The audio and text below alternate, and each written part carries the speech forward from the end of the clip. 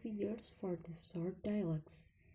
As you listen to each short dialogue, focus on the second line of the conversations.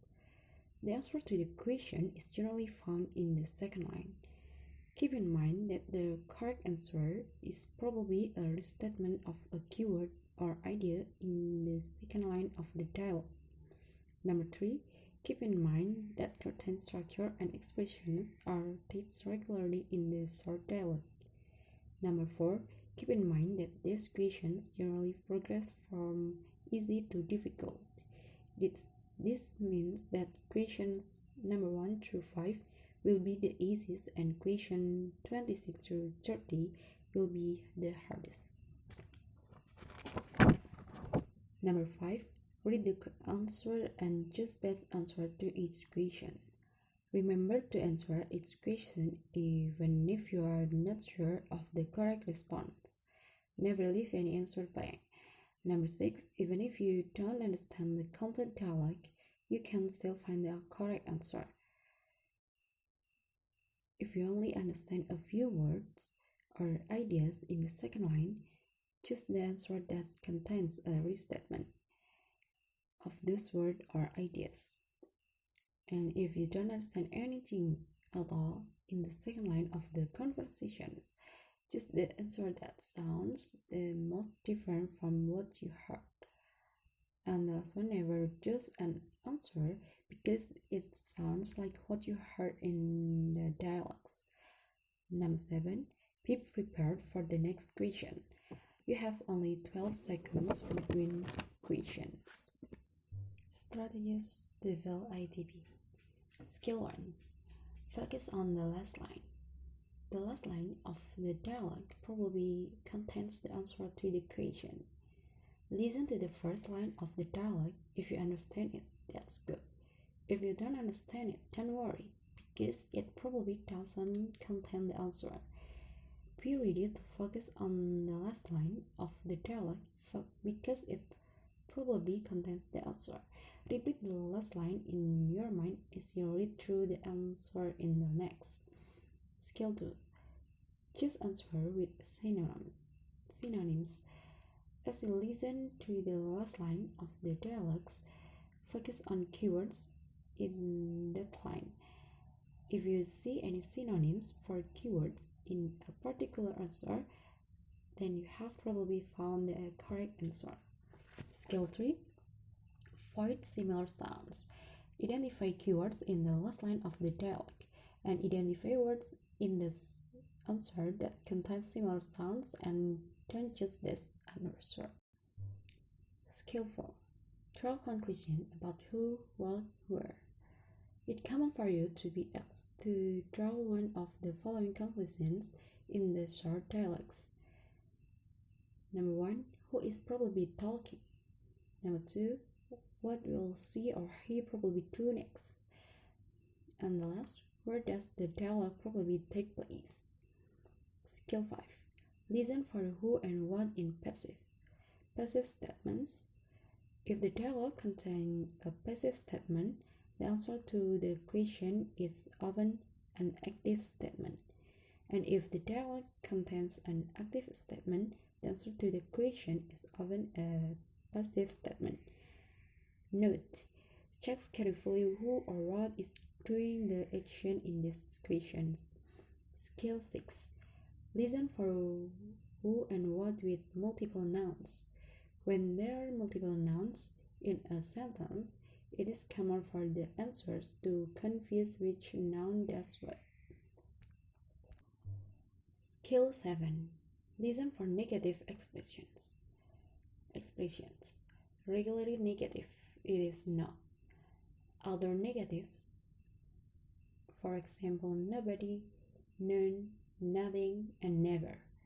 And negative prefix, it is an, in, and this. Skill 8. Listen for double negative expressions, situations, negative word and negative prefix, two negative verbs, and the last one, neither or not either. Skill 9.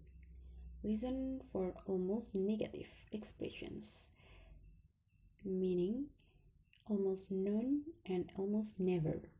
Skill 10. Listen for negative with comparatives. It is more and er. Skill 11. Listen for expressions of agreement. Agreement with positive statements. They are so do I, me too, I'll say, isn't it? You can say that again.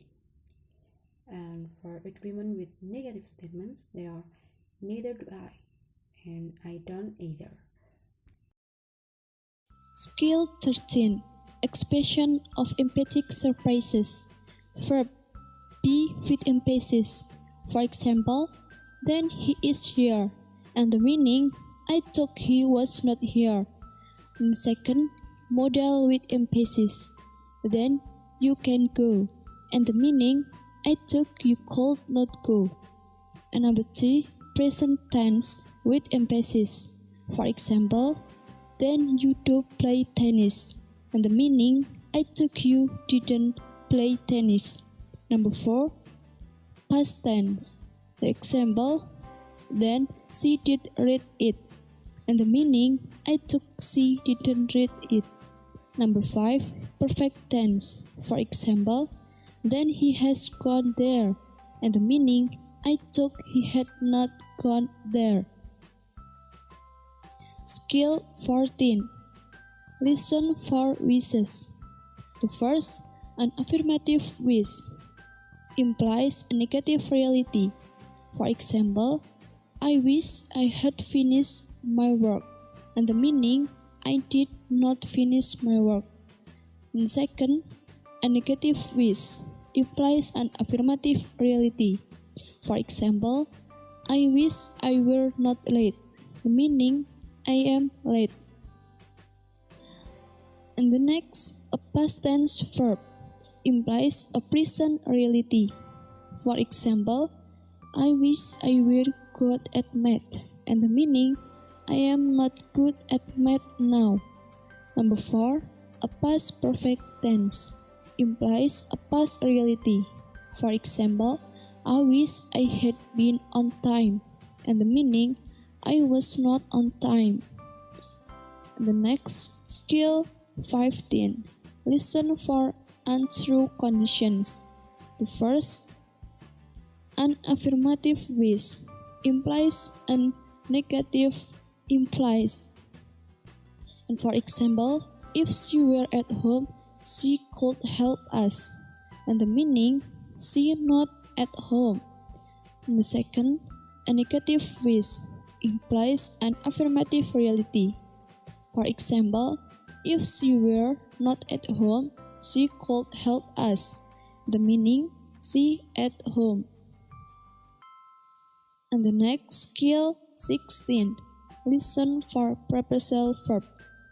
Expressions that include a verb and one or more particles.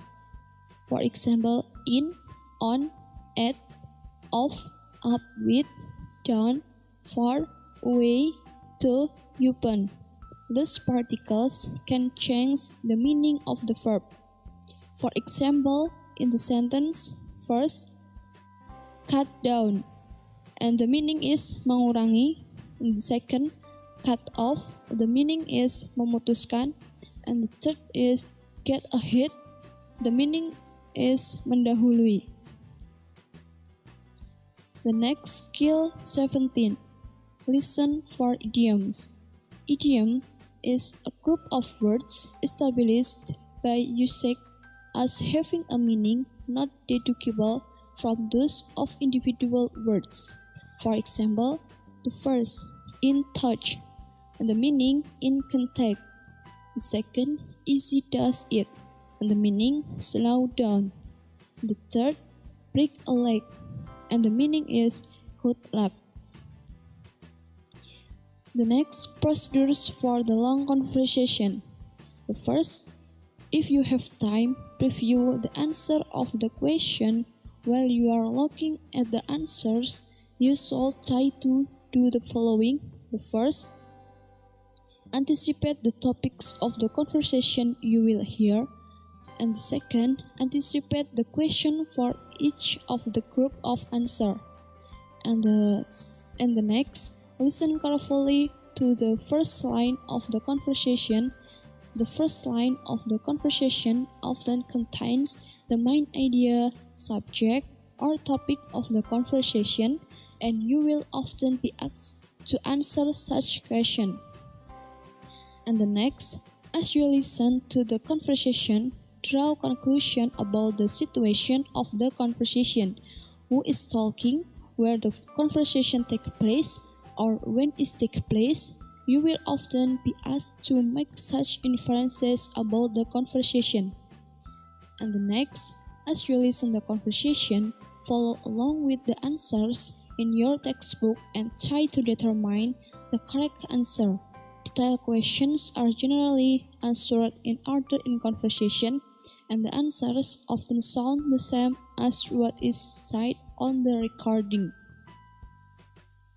And the next, you will guess even if you are not sure. Never leave any answers blank.